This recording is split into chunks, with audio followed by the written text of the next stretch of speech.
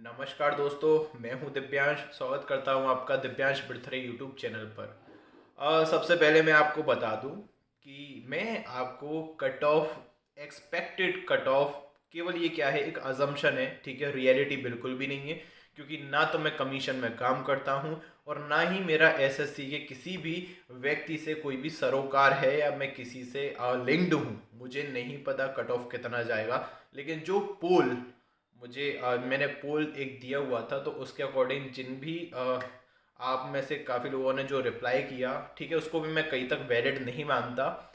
लेकिन मैं अपने विवेक से, अपनी सोच से और थोड़ा सा एक अजम्पशन ला के बस आपको एक बता देना चाहता हूँ, थोड़ा प्रैक्टिकल बात करके, ठीक है। अंदाजे से बिल्कुल नहीं बोलूँगा।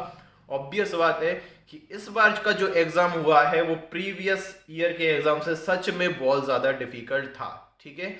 चाहे आप जीके की बात करूं, आप रीजनिंग तो बहुत ही ज़्यादा टफ थी, ठीक है। मैंने कहीं पर सुना था कि कोई बोल रहा था कि रीजनिंग इजी थी, 35 मिनट्स में रीजनिंग आसानी से हो गई थी।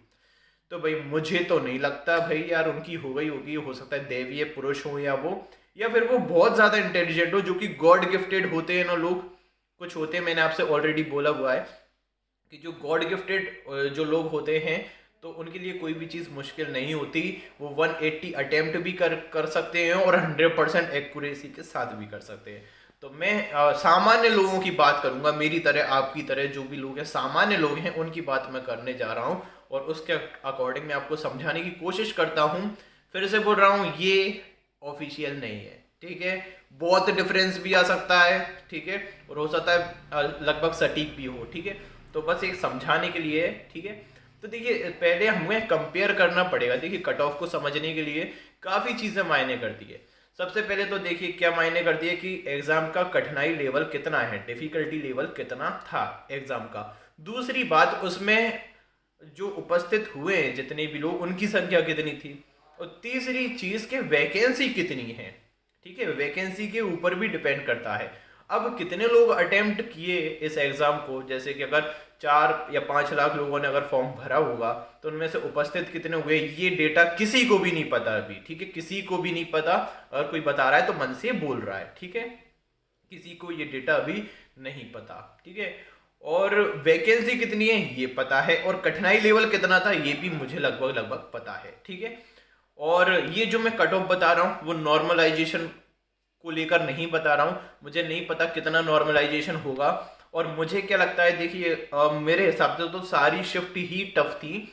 लेकिन मैं 22 की जो फर्स्ट शिफ्ट जिन भी लोगों की थी, उनके लिए बोल सकता हूँ कि उनका उनका अगर नॉर्मलाइजेशन हुआ तो उनके मार्क्स ज़रूर बढ़ सकते हैं, क्योंकि वो लोग अपने ट्रेडिशनल तरीके से तैयारी कर रहे थे और उन्होंने ट्रेडिशनल तरीके से अटेम्प्ट किया था। तो उन्होंने, जैसे रीजनिंग सभी लोग करते हैं सबसे पहले अटेम्प्ट, तो उनने भी रीजनिंग अटेम्प्ट की, लेकिन उस रीजनिंग में उनका टाइम इतना ज़्यादा खराब हो गया कि वो लोग घबरा गए और उस घबराहट की वजह से उनका स्कोर कम आ रहा है, ठीक है, बाकी सभी शिफ्ट के कंपेयर में। क्योंकि बाकी के सभी लोग सजग हुए थे, तो उन्होंने इंग्लिश पहले अटेम्प्ट की, तो उनका स्कोर थोड़ा अच्छा आ रहा है। तो अगर कट ऑफ बढ़ेगा तो जो फर्स्ट शिफ्ट हुई थी, पहले दिन की पहली शिफ्ट, उसमें बढ़ सकता है। बाद बाकी मुझे नहीं लगता कि इतना अंतर आएगा। सभी की टफ थी, सबकी रीजनिंग बहुत ज़्यादा टफ थी। इंग्लिश इजी थी, ठीक है, मॉडरेट थी, ठीक है। और जीके भी ठीक ठाक थी, ठीक है। मॉडरेट टू डिफिकल्ट थी, इजी टू मॉडरेट तो नहीं थी, मॉडरेट टू डिफिकल्ट थी। तो देखिए, एसएससी स्टेनो, अगर मैं 2080 की बात 18 की बात करूं, 2018 की, उसमें नॉर्मलाइजेशन हुआ था और भर भर के मार्क्स बढ़े थे सभी के। और देखिए ग्रेड सी की वैकेंसी कितनी थी, इस पर ज़रा आप ध्यान दीजिए। 505, ठीक है। 505 ग्रेड सी की वैकेंसी थी, जो टोटल मिला के भी नहीं है अभी, ठीक है। आज की जो वैकेंसी है 2019 की, वो टोटल मिला के भी 505 नहीं है, इसकी अकेले की 505 वैकेंसी थी ग्रेड सी की, ठीक है। इतनी सारी वैकेंसी थी, तब जाके कट ऑफ कितना गया था देखिए। जनरल का 138 गया था, जब वैकेंसी कितनी थी, 505। ध्यान देना वैकेंसी पर। और एग्जाम कैसा था, इजी था, एग्जाम इजी था। तो ऑब्वियस बात है मार्क्स बड़े थे स्टूडेंट्स के। तब कितनी गई थी, 138 जनरल की। ओबीसी की भी लिखी हुई है, एससी की भी लिखी हुई है, एसटी की 105 और ओएच की 90, ठीक है। और ग्रेड डी की जब वैकेंसी कितनी थी, 696, लगभग 700 वैकेंसी थी, ठीक है। तब यूआर की कितनी गई थी, 134, 130, 113, 97 और 90, ठीक है। अब देखिए वैकेंसी कब की बात कर रहा हूँ, जब 505 किस्में थी ग्रेड सी में तब 138 था, और 696 तब 134 था। क्योंकि इसमें एक हम अंदाजा ऐसा लगा सकते हैं कि क्योंकि सिलेक्ट तो एक ही कर सकता है ना बंदा, या तो सी करेगा या डी करेगा, दोनों तो नहीं कर सकता है ना। तो इस वजह से इसकी जो कट ऑफ था वो कम दिखा रहा है आपको। यदि यही वैकेंसी 505 की जगह 15 होती ना तो यहाँ पर 150 प्लस जाता कट ऑफ इसका, समझ रहे हो आप। 150 प्लस भी नहीं जाता, 160 प्लस होता फाइनल कट ऑफ बता रहा हूँ। ये तो खैर प्री का कट ऑफ इसमें लिखा हुआ है। यदि इसको मैं 15 कर दूं ना, वैकेंसी 15 कर देते अगर उस टाइम पर, तो ये कट ऑफ 138 प्री का बता रहा है ना, तो प्री का कट ऑफ ही उस टाइम पर जाता 150 प्लस जाता प्री का कट ऑफ। तो ये होता है वैकेंसी से, ठीक है। अब यहाँ पर हम देखते हैं, देखिए एक्सपेक्टेड कट ऑफ मैंने लिखा हुआ है 2019 के लिए, और ग्रेड सी की वैकेंसी अभी की हम बात करें जो जितना कमीशन दिखा रहा है 15 है, ठीक है। तो 15 वैकेंसी के हिसाब से एग्जाम का लेवल भी अच्छा खासा था, ठीक है। और बच्चे काफी इंटेलिजेंट भी, जो जेन्युइन है, जो बहुत अच्छा पढ़ते हैं, ठीक है, वो लोग भी अपियर हुए थे। तो ऑब्वियस बात है उनके लिए तो इंग्लिश इजी थी जी, रीजनिंग सभी के लिए लेंदी थी, चाहे कोई भी तीर मार खान हो, सभी के लिए 30 मार खान हो, ठीक है, सभी के लिए कठिन थी। तो उस हिसाब को देखते हुए, और जी के काफ़ी लोग बहुत अच्छी पढ़ाई करते हैं, ठीक है। और मतलब कि सीजीएल की भी स्टूडेंट्स होते हैं, या कोई पीसीएस का भी बंदा आके देता है तो उसकी जीके काफ़ी अच्छी होती है, तो वो अटेम्प्ट अच्छे कर सकता है, ठीक है। तो उसको देखते हुए 15 वैकेंसी को देखते हुए यदि आप बात करोगे तो यूआर का कट ऑफ 145 से अबव ही जाएगा, 145 से ग्रेड सी के लिए, ठीक है। ये तो मैं शायद कम ही बता रहा हूँ, इससे मे भी ज़्यादा भी जा सकता है। ओबीसी का 140, ये देखिए अभी की टर्म एंड कंडीशन की बात कर रहा हूँ मैं, कब की बात कर रहा हूँ, जब 15 के लिए वैकेंसी, आप समझ सकते हो 15 कितनी कम है। अगर 5 लाख लोग फॉर्म भरते हैं तो 15 कितनी कम वैकेंसी हुए, ठीक है। उसके हिसाब से एससी का ये, एसटी का ये, ओएच का ये, और मे भी ज़्यादा भी हो सकता है, ठीक है। नॉट अ बिग इशू, ठीक है।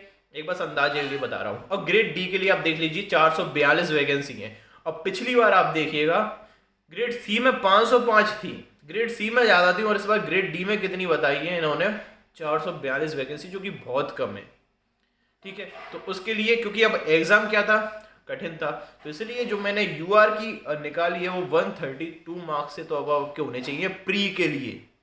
प्रीलिम्स की बात कर रहा हूं मैं, ठीक है, मेंस की बात नहीं कर रहा, बिना नॉर्मलाइजेशन के बारे में बात कर रहा हूं, क्योंकि उसके बारे में कोई नहीं बता सकता नॉर्मलाइजेशन कितना होगा, ठीक है।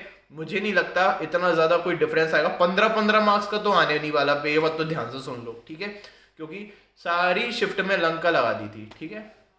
तो 132 ग्रेड डी के लिए, 128, ठीक है, ज्यादा अंतर नहीं आता। किसके लिए, ओबीसी के लिए, एससी के लिए 116, एसटी के लिए 102, और ओएच के लिए 88, ठीक है।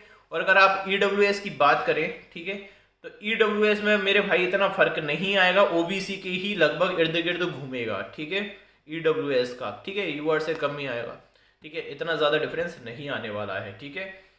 और अब देखिए ये मैंने किसके लिए बताया था, ग्रेड सी के लिए 15, ठीक है, अभी 15 वैकेंसी के लिए, और ग्रेड डी के लिए 442। अब मैंने एक केस लिखा है, देखिए अभी तक ऐसा कभी हुआ नहीं है कि इतनी कम वैकेंसी आए, या जब भी हुआ है कि वैकेंसी हमेशा कम आती है स्टार्टिंग में, देन वो इंक्रीज कर देते हैं, ठीक है।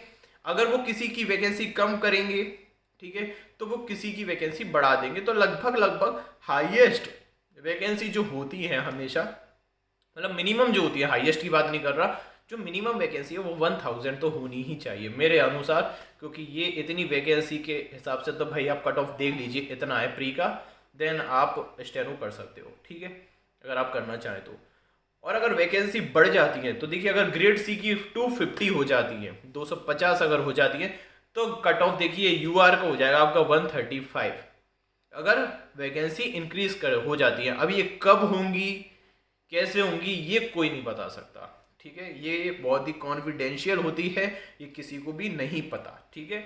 अगर ग्रेड सी की वैकेंसी बढ़ती है, 250 हो जाती है, तो यूआर का कट ऑफ, क्योंकि एग्जाम टफ था, ठीक है, इसलिए यू, और वैकेंसी भी कम है, यहाँ पर देखिए वहां पर 138 गया था, एग्जाम इजी था, वैकेंसी ज्यादा थी, यहाँ पर एग्जाम टफ है, वैकेंसी कम है, तब भी 35 तो आप समझ ही लीजिए, इतना कट ऑफ प्रीलिम्स का जाएगा।